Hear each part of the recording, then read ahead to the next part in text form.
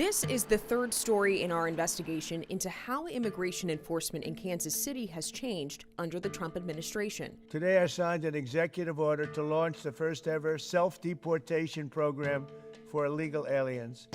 We've shown you how ICE arrests have expanded beyond violent criminals, and how ICE detentions have surged beyond flight risks or dangers to society.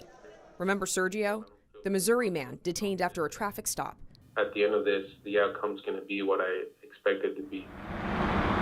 He got his day in immigration court and won his case against removal. But immigration lawyers with a combined 50 years of experience in Kansas City tell KCTV5 the courtroom where cases like Sergio's are decided is changing. There is no longer an effort to bring people into compliance. It's about the end, which is deportation.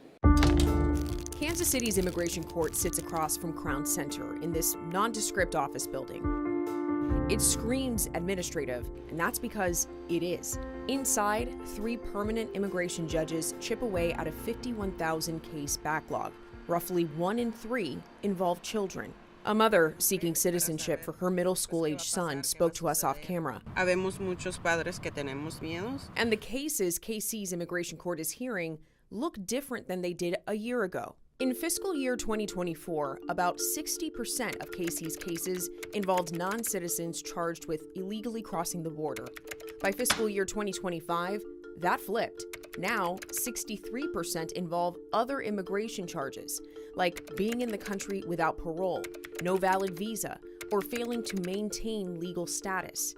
So what changed? And what does it mean for the thousands of people waiting for their day in Kansas City's court? The immigration courts are housed under the executive branch of the United States, so that means the president controls the immigration courts.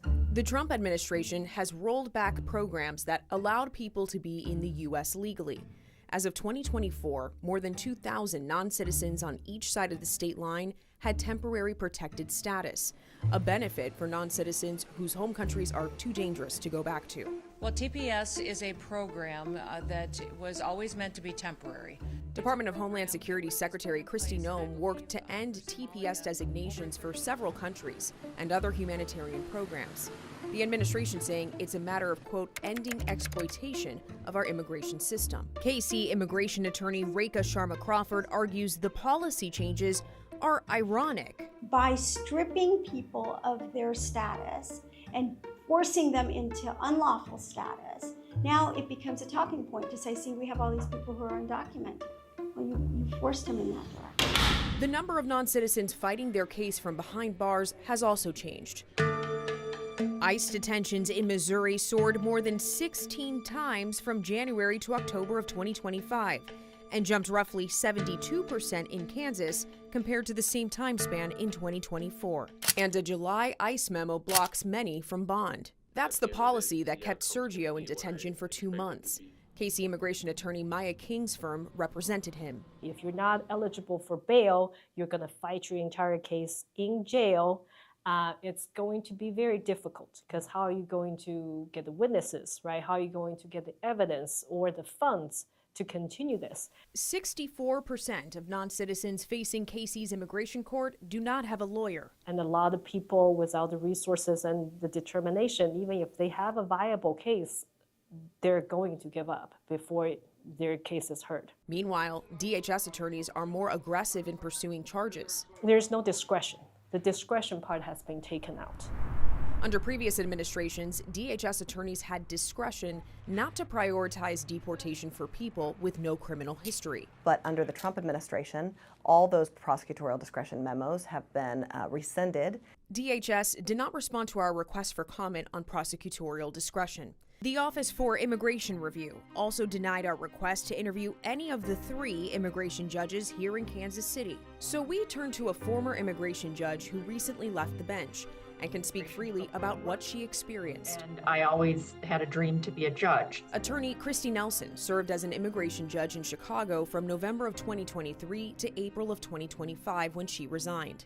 In the transition from Presidents Biden to Trump, she says prosecutorial discretion stopped. Government attorneys specifically said they're no longer allowed to do that. So that was, a very dramatic change. She also said the tone towards judges shifted under the Trump administration. These memos felt very threatening. Like, if you take any action that is deemed to not be supportive of the president's goals, you will be fired. The National Association of Immigration Judges says 128 judges have been fired, forced out, or transferred by September of 2025. After the firings, the government posted judge openings for 71 locations, including Kansas City, and deployed hundreds of military lawyers as temporary immigration judges. One military lawyer started in Kansas City's court in October of 2025. They could work cases for up to 6 months, then there's an evaluation for potential extension.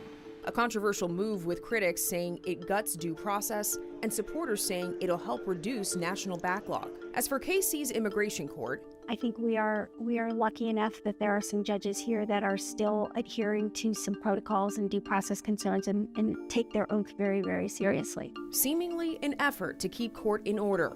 But that's not to say that we haven't been impacted by what's going on the national level. The Trump administration faces a deluge of lawsuits citing due process concerns. The outcome surely affecting the 51,000 cases in limbo at KC's immigration court.